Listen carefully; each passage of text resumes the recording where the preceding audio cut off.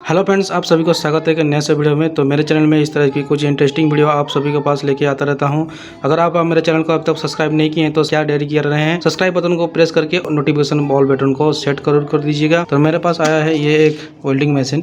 तो इसका main problem हुआ था इसकी केबल का, तो केबल ख़राब था। तो ये वाला केबल हम डालेंगे।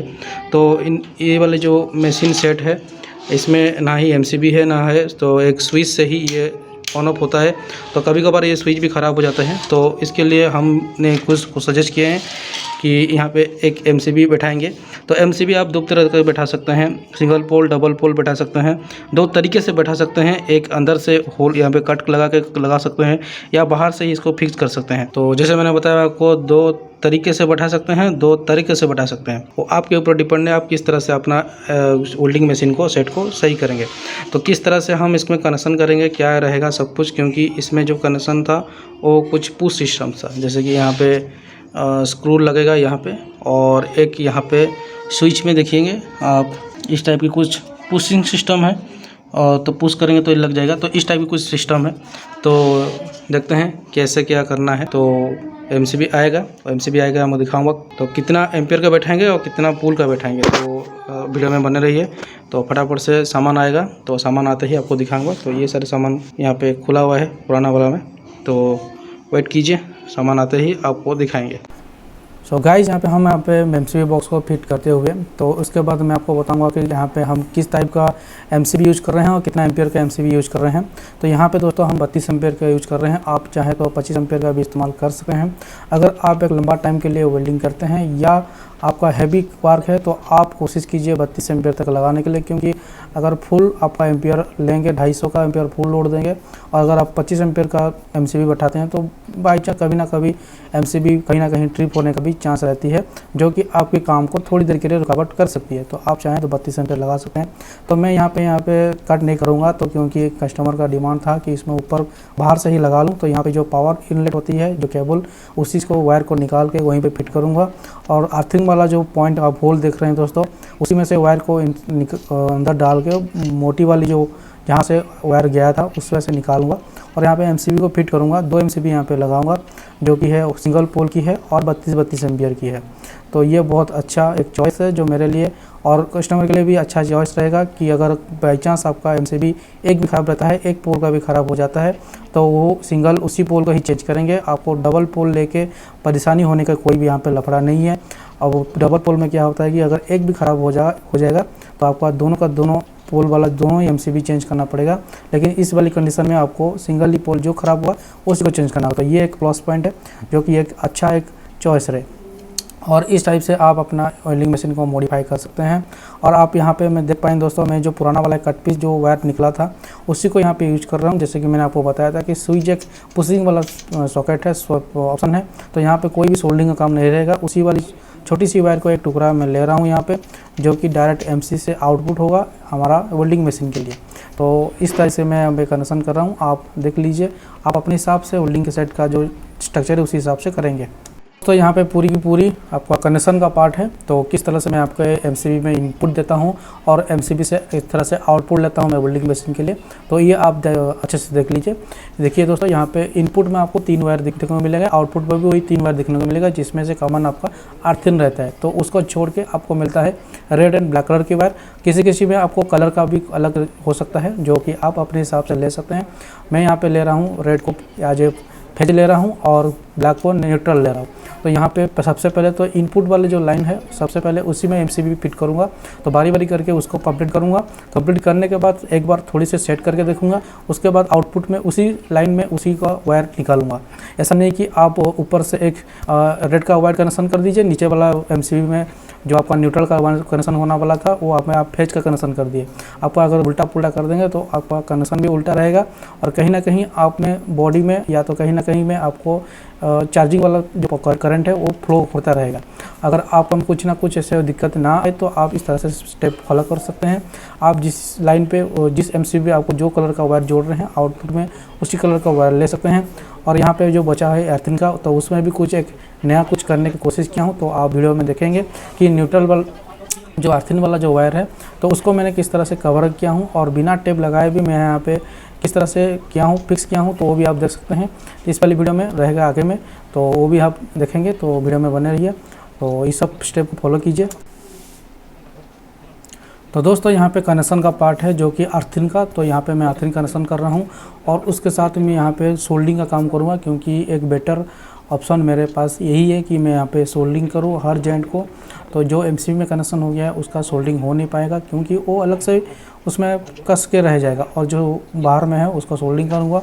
और एक हीटसिंक का जो ट्यूब आता है उसको मैं ऊपर उसको कवर अप करूँगा, क्योंकि मैं एक पुराने वाले जो सेट को जो मॉडिफिकेशन कर रहा हूँ, मैं कोशिश करूँगा कि मेरे पास जो चीज़ आए मैं उसी को एक अच्छे से आउटपुट के साथ मैं लोग कस्टमर को दूँ, जो कि उसके सर्टिफिकेशन भी मिले, एक लंबा काम के लिए, लंबा लास्टिंग के लिए। और ये एक हैवी वर्क है, तो हैवी वर्क के लिए सोल्डिंग है प्रॉपर जॉइंट मानूंगा, क्योंकि कपर को अच्छी तरह से जोड़ के रखने के लिए एक सोल्डिंग के बेटर ऑप्शन मेरे पास है। तो यहाँ पे मैं हीटसिंक ट्यूब में उसको कवर अप करूँगा और उसके बाद इसको सेट करूँगा। सेट करने के बाद थोड़ी सी दिक्कत आएगी, जो कि एमसीबी के जो कवर है उसके ऊपर में, क्योंकि उसको जो एमसीबी के जो साइज होते हैं, अगर आप लोकल वाला लेंगे कवर तो उसमें से थोड़ी सी अटने का जो अड़ता है साइड में, वो उसको कर्नर में वो दिक्कत आएंगे। तो मैं यहाँ पे फाइल करके घिसूँगा इसको, और स्मूथ करने के बाद ही पूरी अच्छी तरह से एमसीबी में बॉक्स में फिट होगा। और फिट होने के पहले तो आपको क्या करना होगा, जो इनपुट है जो वायर है और जो आउटपुट के जो वायर है जो निकले हैं, तो उसको आप केबल टाई से ज़रूर कस के बांधिएगा। ये आपका सबसे पहला काम रहेगा। अगर ये चीज़ को, ये स्टेप को अगर मिस करते हैं तो कहीं ना कहीं आपका वायर लूज रहेगा, कहीं ना कहीं आपकी जो बॉडी है, जो टीना का जो सीट है, उसमें से केबल टच हो गए और कहीं ना कहीं आपके केबल को डैमेज करेंगे, जो कहीं ना कहीं आगे चल के शॉर्ट सर्किट का भी प्रॉब्लम इशू कर सकते हैं। तो आप चाहें या ना चाहें, लेकिन ये स्टेप जरूर कीजिएगा। आप केबल टाइप जो है मार्केट में मिलता है, बहुत कम रेट में मिलता है, तो आप चाहें 4-5 लेके आप इसमें केबल को ऊपर में कस लीजिए, जो कि खिंचाव या जो भी हो, आपकी केबल एक जगह पे फिक्स रहे, कहीं इधर या उधर ना जाए। तो ये चीज़ आप स्टेप सबसे पहले कीजिएगा। उसके बाद आप देख पाएंगे दोस्तों कि मैं किस तरह से इसको फिट कर रहा हूँ। और फिट करने के बाद आप देखेंगे दोस्तों, इसको चालू करके देखेंगे सेट हमारा ओके चल रहा है कि नहीं, एमसीबी हमारा सही से काम कर रहा है कि नहीं। क्योंकि यहाँ पे जो स्विच का कनेक्शन के फ्रंट का जो कनेक्शन था उसको मैं यहाँ पे निकाल दिया हूँ, कनेक्शन डिस्कनेक्ट कर दिया हूँ, जो कि स्विच कहीं ना कहीं बीच में प्रॉब्लम होता ही है, कहीं ना कहीं जोर से पुश करने से स्विच ऑन होता है। तो ये मसला अभी एमसीबी के लगाने के बाद ख़त्म हो जाएगा, आई होपली। तो आप देख पाएँ दोस्तों मैं किस तरह से इसको फिट कर रहा हूँ। और फिट करने के बाद जहाँ दोस्तों आप सबसे पहले चेक जरूर कीजिएगा केबल कहीं ना कहीं सही से फ्रीली मूवमेंट हो रहा है कि नहीं, और सब कुछ आपको चेक करना होगा, क्योंकि यहाँ पे 230 वोल्ट का एसी के साथ साथ आपको 250 एम्पियर का आउटपुट भी यहाँ पे मिल रहा है। हाँ, आउटपुट में आपको एम्पियर 40 से 50 एम्पियर 60 एम्पियर तक मिल सकता है, लेकिन वोल्टेज आपको 50-60 वोल्टेज तक मिल सकता है, लेकिन एम्पियर आपको 250 तक मिलेगा, जो कि हैवी लोड है। तो ये हैवी वर्क के लिए आपको ये सब ध्यान रखना होगा। अगर आप ये करते हैं तो आपको जो सेट आपके पास बन के जाएगा वो कहीं ना कहीं लंबा टाइम तक चलेगा और आपको पास कंप्लेन बिल्कुल भी नहीं आएगा। तो आप ये देख पाएंगे दोस्तों कि किस तरह से मैं यहाँ पे केबल टाई में फिक्स कर रहा हूँ, कस रहा हूँ। तो ये ज़रूर आप कीजिएगा।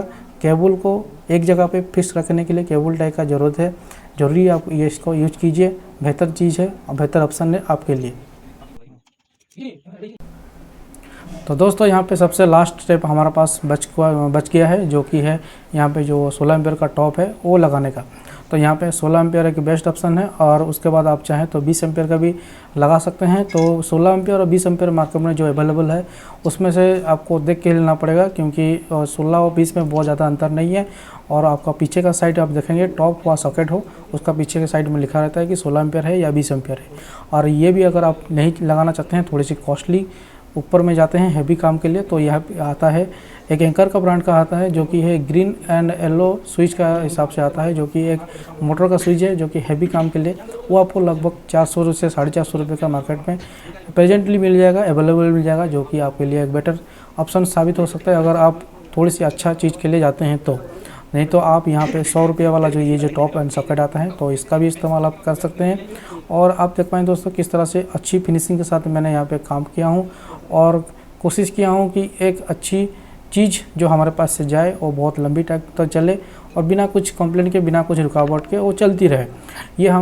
ये मेरा एक मानना है और मैं हर मेरे पास जो कस्टमर लेके आते हैं उसी के साथ मैं ये करता हूँ।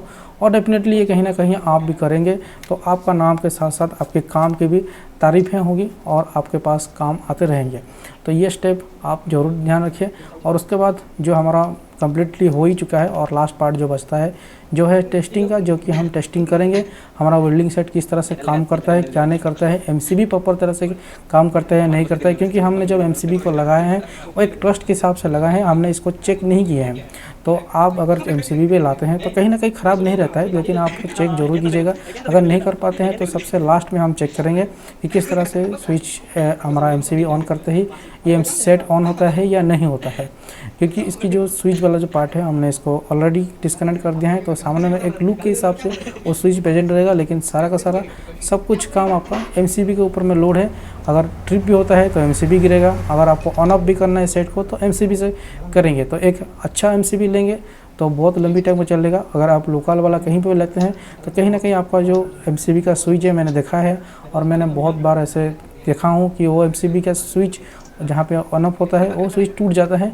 तो यहाँ पे लो क्वालिटी एंड आपका जो काम का जो प्रोडक्शन है उसका जो मटेरियल यूज किया गया वो ख़राब चीज़ होने के लिए चलते, तो ये सब होता है।